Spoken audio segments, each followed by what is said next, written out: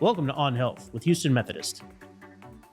I'm Zach Moore. I'm a photographer and editor here, and I'm also a longtime podcaster. I'm Todd Ackerman. I'm a former medical reporter, currently an editor at Houston Methodist. And Todd, do you use painkillers?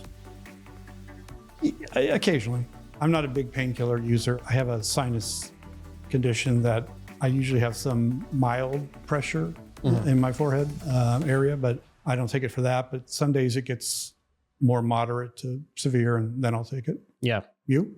Only in certain situations, an aching that's going on for too long, or I'm really feeling a strong headache, for example. But I try not to go to the medicine cabinet at the first sign of trouble, right? I try to let things play out and see if I really need to do that or not. Yeah. How about when you've had sports injuries? Yeah, I had knee surgery once in college, and I took a lot of ibuprofen afterward. They said, hey, take this, 3 times a day if you feel sore. And I was. And that was probably the most regular I've been on something like this as far as a schedule of any kind, any regularity. Yeah, I'm kind of similar. I don't think I've ever been on anything that regular. There are times where my sinuses seem to bother me for a number of consecutive days. I get nervous when I take them for many days in a row. Yeah, you don't want to get too dependent on them, or you don't want to take too many, which is something we're going to be talking about today as well. Yes. But the thing that strikes me is when you go to the pharmacy or supermarket and you go down that aisle, just the bewildering array of options there are. Yeah. There's something for literally everything. Yes. Right? Better too much than not enough. That's true. It's good to have choices, right? Yes, exactly. But then you get decision fatigue, right? If you're in the aisle and you're looking around. Yeah, no, it's going to be a tough decision. Yeah. That's true. I'm also looking what has a coupon or something like that. There it is. Going for the, what are the health concerns? I don't care. What's the cheapest, right? Yes. But no, usually you're going in there for one specific thing, right? You don't go in with I might have this, or I don't stock up on potential injury, medicine. I just go in when you need one specific thing. But do you know exactly what you need for that particular thing that you're feeling? I think I do until I go to the store, to your point. Yeah, that's what I'm saying. Yeah. Well, if only we had someone who could break that down for us. If only we did, Todd. Who did we talk to about painkillers today? We talked to Dr. William McKee, who's a doctor of internal medicine at Houston Methodist. Welcome, Dr. McKee. Thank you. Thank you for having me this afternoon. Good to have you on the podcast here to talk about painkillers, mostly over the counter. Very popular drug. Would you say these are the most used drugs in America? Yeah. I saw one report state that there's over 500 over-the-counter variations or availability of some combination of anti-inflammatories or analgesics is another term we use, whether it's the cold and cough medicines, headache medications, or aches and pains. And aspirin was the first wonder drug? Right. So aspirin is extremely old. It was found to be used by the Sumerians 4,000 years ago. And of course, it became very popular in the early 1900s and 1800s. But yes, it's been around for a long time. It's one of those medications that by culture was used, but would it really be approved by a drug oversight company later on? But yes, it was the first one. And then more and more research came out, which brought forth the non-steroidal anti-inflammatories like ibuprofen and naproxen, and then acetaminophen. Do you ever reflect on the popularity of painkillers?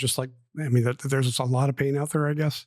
Right. It is one of those things that it's part of our society. It's something you grew up around. And even more so, I guess as a father now, I'm much more around it because you see it with kids, whether all the different formulations they have and how often we use it for something as small as teething with my newborns to our fevers that we have with young kids. So yes, it is something that is part, and then it can be also very controversial with the massive recall of Tylenol during I believe it was the 1980s when there was some contamination or poisoning of the Tylenol supply.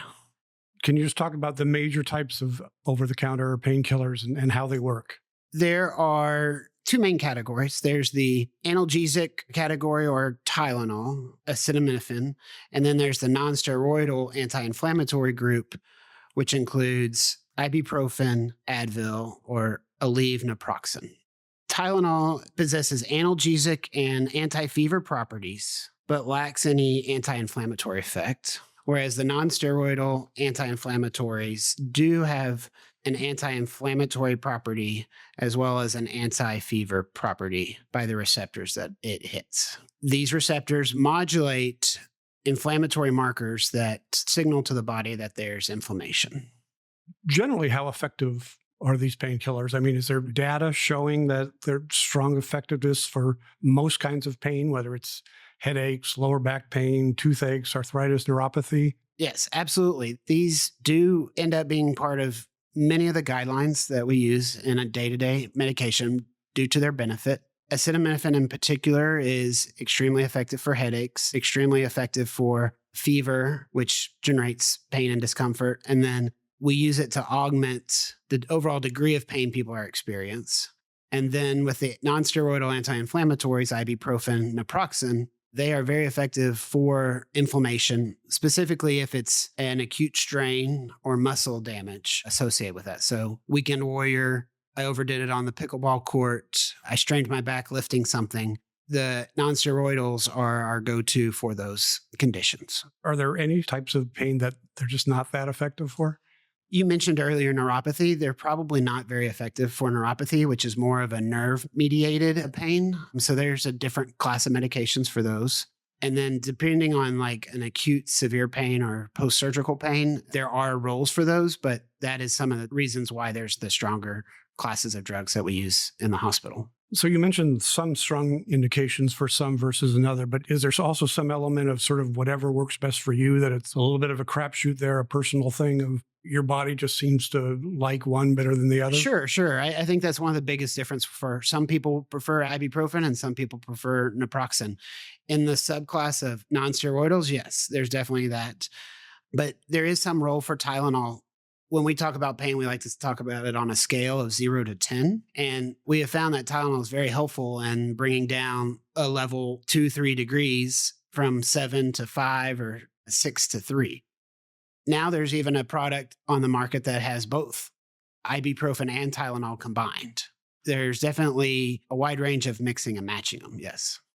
I think Excedrin always works the best for me. And I don't know if that's because it's a combination of aspirin and acetaminophen and caffeine. How does the caffeine help? So Excedrin that you're talking about is probably mostly used for headaches and migraines. And that is the current first line recommendation for headache and migraine. And the way it works, one of the pathologies for headache and migraine is vasodilation of the blood, raising pressure on the nerves in the brain. So Excedrin, with that combination, hits 3 different areas, and the caffeine causes vasoconstriction, or the blood vessels to tighten up. And so caffeine itself can be a headache reliever as well as causing headaches whenever people withdraw from it. So there is a mixed bonus of that. I don't get any caffeine normally. I don't drink coffee. I don't have Cokes or anything like that. So maybe it's just that jolt it gives me that I don't normally ever have. Right. So that probably is one of the ways it is helping with your headache. Headaches in particular are very interesting because there's also medication-dependent headaches. And it's for the individuals who take Excedrin every day. And then they start to become dependent or reliant on those medications. My overall philosophy, especially with pain or any of the medications, is trying to figure out a moderation or trying to use it as sparingly as possible. Yeah. I mean, is the combination of aspirin and acetaminophen dangerous? With the way they work, aspirin is irreversible. So once it binds to the COX receptor, as well as platelets, yes, high doses of aspirin in certain individuals can be more dangerous, as well as the high amount of Tylenol. But no, you can use them together. I get a little nervous when I take it for more than like 7 days in a row, just because it seems pretty powerful. Overall, the condition, yes, you can, the way they work with that caffeine, yes, you can start to have rebound headache. That is one way that we try to caution people whenever they're using them for headaches in particular. So what are the dangers of over-the-counter painkillers generally? They all have potential side effects, right? So acetaminophen is the one that we generally worry about liver toxicity. The daily dose limit is 4 grams. Most people have found that below 3 grams, and most docs treat to 2 grams per day. It does take quite a bit of time to take acetaminophen at very high levels to cause inflammation within the liver. But when you combine it with other things, or if someone has underlying liver problems, then that would increase the risk of damage to the liver. So in general, we caution people to stay under 2 grams per day. And there's different variations of Tylenol. There's now an 8-hour acetaminophen versus the 4 to 6 hour version. Most of the maximum dosing is between 500 to 1,000 milligrams at a time. The non-steroidals definitely have a little more side effects, and part of it is the COX receptor that they're binding to. There's two types. There's one that moderates inflammation, and then there's one that moderates in the lining of the stomach as well as on the kidney. So we have to, high doses of non-steroidal anti-inflammatories end up irritating the stomach. And so there's always a risk for forming ulcers in the stomach or in other parts of the GI tract. And then there's overall irritation to the kidneys. So some of the more powerful non-steroidals will have people monitor their kidney function while using it. But generally, you can take them chronically? Not the NSAIDs as much. We generally try to have people not take as much long-term. They also raise your blood pressure if taken long-term. And then there's an increased risk of bleeding because of their interaction with the platelets in your blood. And are there particular times to be particularly cautious? Certain health conditions, pregnancy, childhood? A lot of times people are on blood thinning medications with cardiovascular. And so we're very cautious with that in the anti-inflammatories. Most, especially in the elderly population, we're getting more and more away from anti-inflammatories and having people use acetaminophen for arthritis. As an internist, we try to limit the amount. And in pediatrics, we dose them based on weight. So that's one of the things we always have to monitor. But Tylenol is generally considered safe during pregnancy as well. How about using more than one NSAID at once? I think there's one study that a lot of participants in it didn't know they were exceeding recommended limits because they didn't recognize that they were getting more than one. Yep. No, that's definitely something that we focus on patient education, trying to see, because a lot of times people are prescribed a stronger one or a prescription strength non-steroidal anti-inflammatory. And then they're saying, well, I took this at 4 o'clock and then I took another one at 8 o'clock and it didn't get any better. And in general, that just increases the risk of the overall side effects. So the irritation of the stomach or damage to the kidneys. Some of the stuff is in other medications like cough medicine or something, anything like that? Yeah. So one of the ways you've seen how they've really tried to limit was during the more recent opioid epidemic, all the formulations of acetaminophen with opioids, the FDA mandated a lower dosing. So they changed all the doses. So people were taking one set of pills and a second acetaminophen, each dosing, trying to manage their pain. And so they were getting above 4,000 milligrams per day. And the same thing with the anti-inflammatories, cough medicines. One way you probably can do it is when you do an oral and a topical, which is a little more balancing. The topical agents will be more local and not systemic. Yeah, well, I want to get to those in a bit. Is there some point in which you're using over-the-counter painkillers that they start to lose effectiveness? For me, it seems like I take one for about a week and I don't feel as much and I lay off it for a while and then I feel like I get more of it. Is that just my personal thing or is that a tendency that your immune system gets used to it? I think it's partly what you're trying to treat. So if it is a chronic injury, so if there is a form of arthritis that is established and you see it by x-ray and you're like, all right, my shoulder's hurting. But if it's more of a strain, it should be very effective. And as you start to heal, the pain should improve. When it comes to acetaminophen and long-term pain, we're using it more and more. So lots of people treat their chronic arthritis and we're using the extended release versions to try to limit their total per day. So in some ways, yes. And like I said earlier about headaches, yes, there are certain pathologies or maladies that we have to gauge whether this is something that's going to be permanent or if it comes and goes. How about what should people know about interactions with other medications? Even before we get to other medications, how about just taking baby aspirin for heart health as well as an NSAID? Is that fine? I'm a member of the American College of Physicians. One of the things that they're really trying to emphasize is aspirin necessarily a heart health drug? And that's something we're trying to see. So aspirin is indicated for secondary heart prevention if you have established vascular disease or heart disease. Is it as necessary for primary prevention of heart disease? And that as a society and when we're looking at overall long-term prevention, more and more of us are using less of it for heart health. Yeah, I know it's pretty unsettled, but you still got a lot of people out there doing that, right? We do. And so we're trying to limit their overall risk for bleeding from doing that. In the right patient, yes, you can take an aspirin a day and then a ibuprofen or naproxen for an inflammatory pain. But is that something that we would want you to do every day? Probably not. Are there any timing issues with that? Unfortunately, no. Aspirin is in your system for about 7 days. And so the longer you're on the aspirin, then you have to consider the non-steroidal anti-inflammatory. And how about just pharmaceuticals generally? Is there any interaction issues? Yes, there are some interactions. Whenever someone's on these more long-term, we try to protect the stomach. So we have people take a proton pump inhibitor or a H2 blocker. Those are like famotidine, Pepcid, or omeprazole, esomeprazole, which are some of the other over-the-counters. There are blood thinners. So other heart patients that take blood thinners, some may know them as Coumadin, warfarin, or the newer agents, rivaroxaban. Those increase your risk for bleeding. The other one's clopidogrel for people who've had heart stents. Definitely, those are ones that we try to stay away from. Another common drug, the regular steroids, or prednisone, dexamethasone. Those are other drugs that increase your risk for GI bleeds. So we try to not have people take both of those at the same time. And are generics just as effective? I've always thought so, but I've occasionally encountered a doctor who disagrees. There are certain drugs that there are, but in this class with their over-the-counter, I believe the overall efficacy, the FDA did do a large-scale review and found that most of the over-the-counter generics versus brand, there was about a 95% efficacy comparison. So that 3 to 5% is well within a reasonable margin.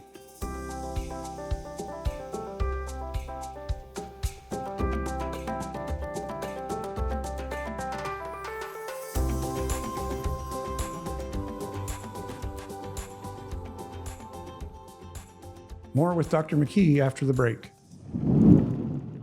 From annual checkups to managing chronic conditions, your healthcare should be personalized to you. At Houston Methodist, our primary care doctors provide customized care for you and your family, with more than 40 convenient locations across Greater Houston. We offer a variety of ways to get care, from in-person and virtual appointments to same-day visits when you're sick.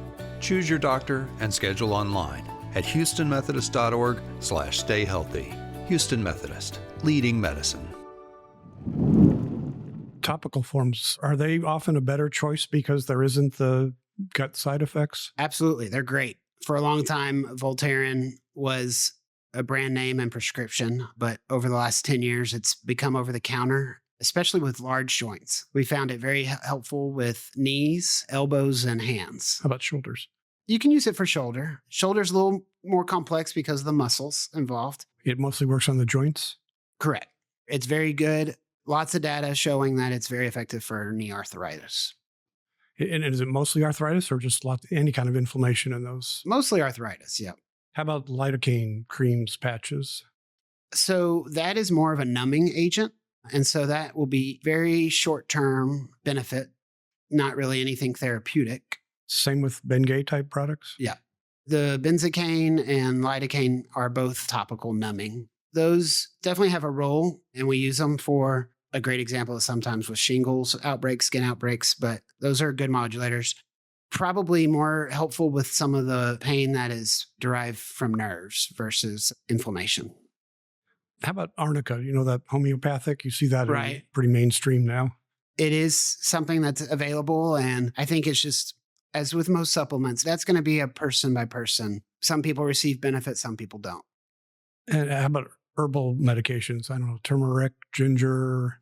Turmeric is one of the oldest anti-inflammatories, going back many millennium.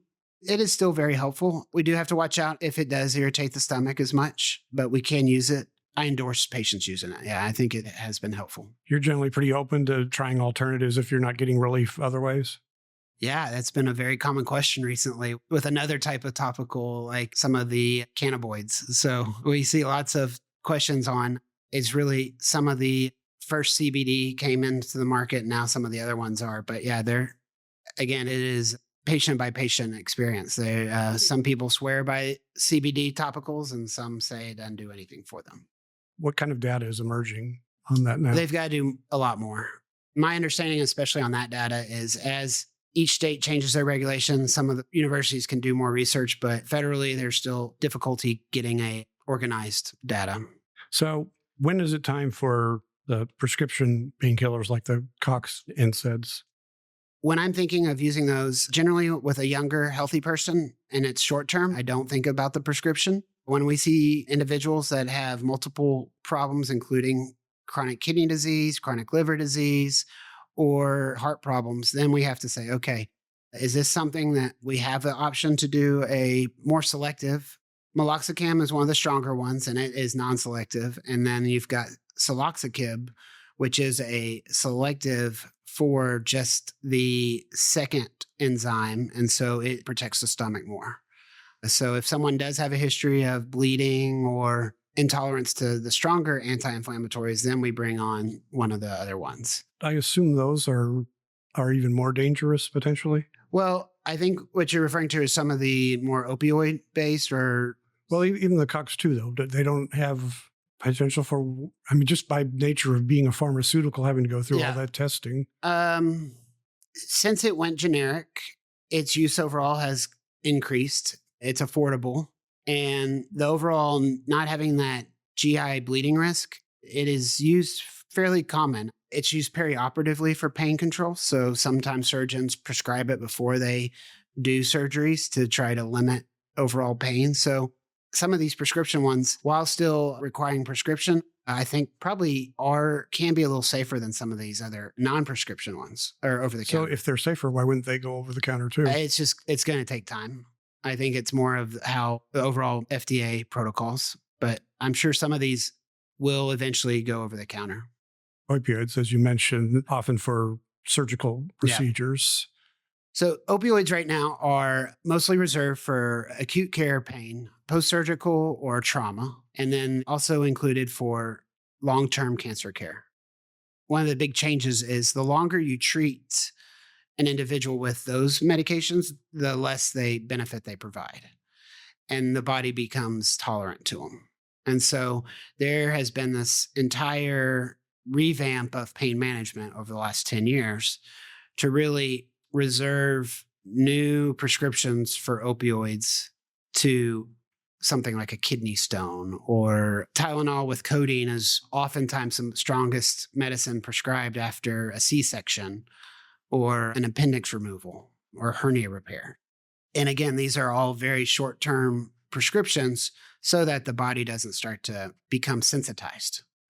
And how much of an issue is there with organ damage? I'm certainly aware of the dependence issue, but it seems like whenever I've had them with a surgical procedure, the biggest concern they always warn about is things like constipation, nausea, drowsiness. Yeah, absolutely. The constipation is a direct cause by the drug. The contractions that your bowels are supposed to have normally almost stop due to the opioids. So it's not it's you will become constipated when you take them. How do people get addicted with that? Management of a heroin addict is they become heroin addicts and they have to actually stop the heroin so they can go to the bathroom. I haven't seen it in a decade, but when I was in residency, I managed several patients who had that problem. So the power on the brain is can be more powerful than on the bowels. Yeah, interesting. One of the reasons they became so popular was that there wasn't many long-term issues with them, except the addictive properties and kind of the GI side effects. Okay. All right. Well, that's most of what I had. Is there anything I didn't ask about that you would want to talk about? There is a couple that have come out recently. We haven't seen them mainstream yet, but just of January, the FDA did approve a new drug that's non-opioid and non-steroidal. The drug's name is suzetrigine. Susie what? Suzetrigine, or Journevax, which is the first-in-class non-opioid analgesic to treat moderate to severe acute pain. So it's one of those things that as a provider, once it becomes mainstream and more doctors available, we look forward to learning more about it and seeing how it works. Because if there is something we can offer that's non-addictive, controls moderate to severe pain more so than acetaminophen, then those are options that patients should request. The new drug you mentioned is a prescription that's in doctor's arsenal now if over-the-counter Correct. painkillers aren't doing enough. Right. Is it being prescribed much yet? Have you prescribed it to I patients? haven't. And partly it's probably whether or not insurance is covering it. So that's one of the limitations. It only came out in February. So generally it takes 3 to 6 months for formularies to add them and then see whether it's the surgeons or the internists start offering it. A lot of excitement in the medical community about it. Yeah, absolutely. I was talking to one of my colleagues about the podcast and they said, well, make sure to mention the new one coming out. Yeah, So- I hadn't heard of that. That's interesting. Is there any sort of takeaway that you would hope to leave listeners with about painkillers? Sure. So the over-the-counter medicines are great. They work well. The main thing, and I tell this to all my patients, in moderation. So if it is, depending on what your goal or what you're treating, if you are going to take it for more than 7 to 10 days, that's when you need to ask your doctor, is this okay? Teaming up with your doctor, come up with a plan, because the longer you do have pain, then there needs to be other alternatives, whether it's physical therapy, further investigation like MRIs, or some of the non-traditional practices that are available now. I appreciate your talking with us. I mean, there's a vast array of stuff out there, so it's always good to know more about it. So Todd, we talked a lot about painkillers there. What are your biggest takeaways from that conversation? Well, not really a profound takeaway, but I did want to say that the fact that there are 500 variations of painkillers kind of blew me away. Yeah. I mean, I said at the beginning that it seems bewildering sometimes there, but I had no idea it was a number like 500. No, you put a number like that on it. It really puts it in perspective. Yeah. Of course, that includes cough medicine and all sorts of things. Right. Which was interesting. I never really thought about those as you guys were talking about the different, Right. different kinds of painkillers. I think the pills you take when you have a headache or your muscles are sore or something like that. I don't think about, cough syrup, but I mean, that does qualify. Right. But to me, the most enlightening thing was the part where we talked about topical painkillers. Yeah. I mean, that was something I was unfamiliar with, and I assume a lot of our listeners are unfamiliar with as well. Yeah, I had just learned of it just a few weeks before because I had shoulder surgery and the surgeon recommended that I might try that. Mhm. So I've been using it. I feel like I can use it as much as I want because there's no danger that it's going to start damaging my internal organs. Yeah, no, that is a fear a lot of people have about painkillers. Right. Yeah. Because of the shoulder surgery, I have a lot of inflammation. Mhm. And so I took to taking naproxen pretty regularly. And that makes me very nervous that taking it day in and day out for, a period of weeks. Well, So what that- makes you so nervous about it? Like the dependency factor or the potential? No, that it's the sustained use of it can cause kidney damage. Mhm. I think it's people who pop them a lot more still than me, but it's still, when you're doing it twice a day for a number of weeks in a row, I was happy to find an alternative to that. That's not a fear that I have because I never really take them. But I guess if you were someone who was kind of routinely taking them, you start to think, oh man, maybe this is too much. But as literally every topic we talk about on this podcast, what's the answer? Moderation, right? I thought it was a healthy diet, but yes. The Mediterranean diet, Yes. well, number one, moderation, number two. Yes, that's true. All right, well, that's going to do it for this episode of On Health with Houston Methodist. Be sure to share, like, and subscribe wherever you get your podcasts.